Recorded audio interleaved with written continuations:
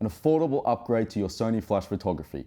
Here's everything you need to know and digiDirect's first look at the Godox V1 Pro S. So basically, the Godox brand is a very affordable sort of light to work with. It was actually one of the first sort of video lights I invested in was a Godox light. So generally, I do really like the Godox brand. I think it's very affordable, very powerful lights, and it's sort of a great entry point for a lot of people who want to get into it. And I actually do know a few professional photographers that still use a lot of Godox lighting, particularly the flash lighting. So today we are looking at an upgraded version of the V1. This is the V1 Pro S, and of course there are variations, but this one has been built specifically for the Sony camera users. So that's going to be great, as I do often find that Sony cameras do have some of the best autofocus on the market currently. So you are typically going to be taking a Sony camera to a lot of nighttime events, maybe club events. That's sort of the bread and butter for a lot of photographers.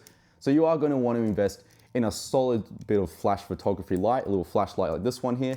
But the problem is sometimes, you know, you want to be also reasonably priced. So Godox is a great brand for this, affordable, very strong lights, and this light does a few cool things that we're going to take a look at today. Now, unfortunately, I don't have a regular V1, so I can't really compare the two lights, but I will discuss a few of the technical differences between the two lights. So let's see what's in the box. Inside the box, what we've got is, first off, an instruction manual.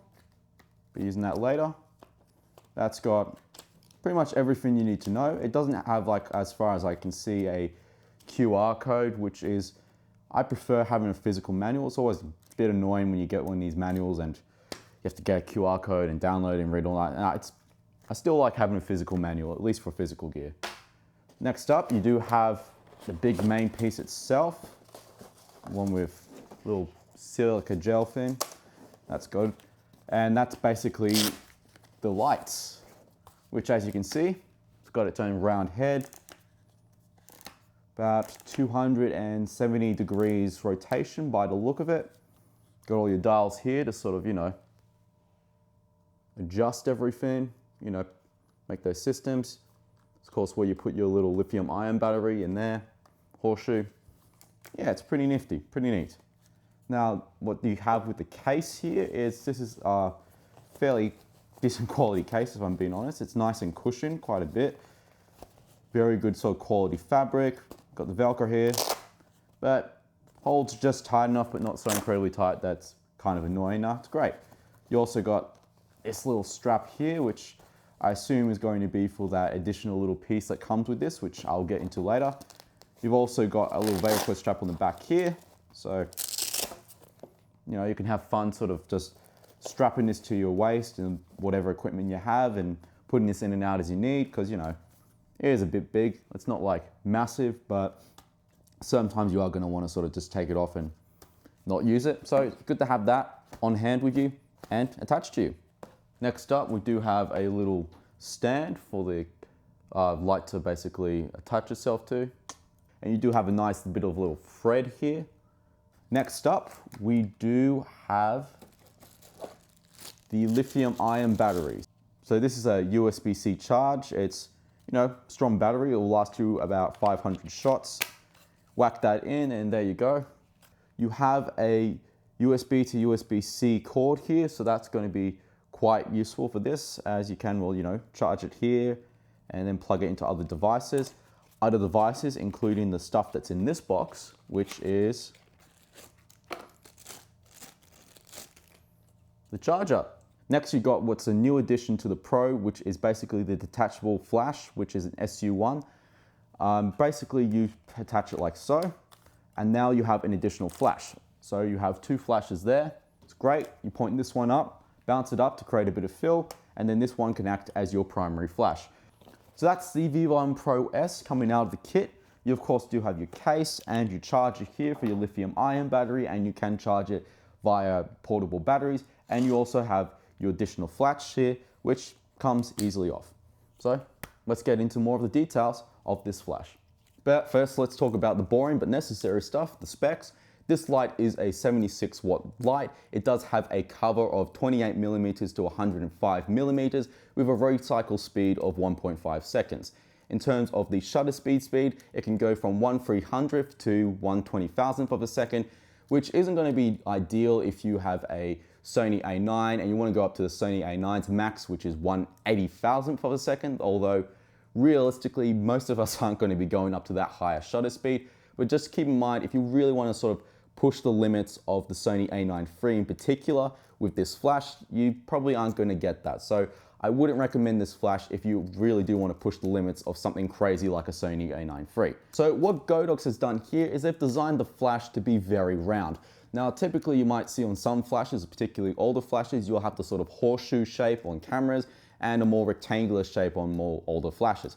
But with Godox, the round flash means that you do have much more of a natural fall off when it comes to the light. So it's a lot less abrupt and harsh, depending on what sort of look you want to go for.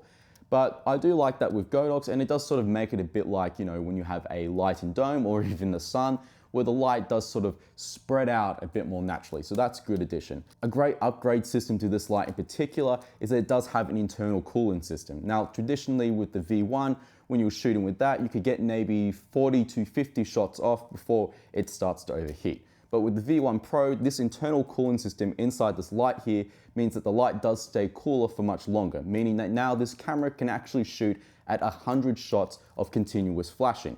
So that's going to be great, particularly if you're at events or a lot of things where things are getting hectic and you need to capture a lot of crazy moments. So talking about the design in general of this flash, you do of course have the rotating head flash here, which is 270 degrees. So that's going to be great for a general sort of bounce and fill, or, you know, just straight head on. I honestly only just noticed this myself. It doesn't just have a 270 rotation, it also has a full-on 360 rotation of the light. You also do have this little trigger here, which really does sort of help give some extra security to the horseshoe here. Now, horseshoes are already pretty tight, particularly in the 07 III, but with this, it really does give you that sort of extra lock. So there's no risk of this light falling off your camera or getting pulled off your camera. It really does sort of stay on. Unless, of course, you know, I undid the trigger, it comes off quite easily, but even with the trigger, you know, it's like not really falling off, but you don't want that, so rotate the trigger, locked it all. You do have your standard manual and TTL trigger here, so that's easy enough to switch between. I would have liked it to be like wide or bright or colored, basically so I can find it in the dark, but you know, it is easy enough to find. And you of course have all your triggers here, which are easy to reach. And again, these triggers are actually all white. So those are actually going to be easier to find, and the screen does sort of light up. So that is going to be fantastic. So it is an easy sort of camera to navigate. Do like that brightness. It's not so bright that sort of bouncing back onto your subject. So, you know, it's a good amount there. Really easy to navigate. That wheel there is just, that wheel's bloody smooth, mate. I love it. So it is honestly a good design. Again, I'm using a Sony a7 III, so it is basically as big as the Sony a7 III, and a lot of Sony cameras are fairly small in the design, which is great, but you do have to factor in it is going to basically double the size of your camera when you're running around with it. But you know, that's a flash in general. So the V1 Pro is actually an improved battery in the form of a lithium-ion battery. Now with the V1, the original, you could shoot at 480 shots, but with the V1 Pro, you can shoot up to 500 shots. So those extra few shots are gonna make a huge difference to a lot of photographers, particularly event photographers. And another great little detail about this lithium-ion battery is it does actually have a USB-C port right here, which is really fucking cool, because basically I can now charge this with portable batteries or basically any sort of charger in general, provided I have a USB-C port. It is honestly nice to have as many products as possible that use a USB-C charge, as often I do like to attach a portable battery or fast charger to multiple devices.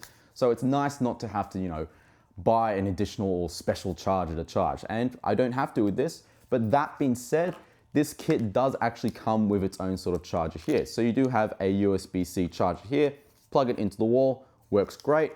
Uses a regular USB, you know, the one that we all hate, that USB sort of port. Uses that, USB-A, that's what we're using. So it does use that, so it does have its own charger if you need it, but if you do use portable batteries or fast chargers and you like to have multiple devices plugged in, you do have that USB-C port, and that is fantastic. In terms of security, I was a little bit worried as I did see, you know, this giant hole right here, which sort of means was like, oh, is it gonna slide out at some point? But no, don't have that problem here. Just sort of slide it in, locks in place, doesn't come out. Doesn't even mean if I like sort of push really hard, it doesn't push out remotely. It is very, very secure. Great job, Godox. And you press this sort of button here, apply a bit of pressure, battery comes right out. Now, a cool addition to the V1 Pro that the V1 does not have is this little baby right here. This is a sub-flash SU1. What this basically is, it is actually a secondary flash on your flashlight. So basically, if say you're in a situation where it's just a bit too dark, even for the flash photography, and you don't want it to compensate as much in that factor, what you do is you point your primary flash up at the ceiling or behind you, so it's sort of bouncing around or hitting something, and that will provide you a sort of general overall feel to the situation, while this sub flash right here will act as your primary fill, as your primary spot on your subject.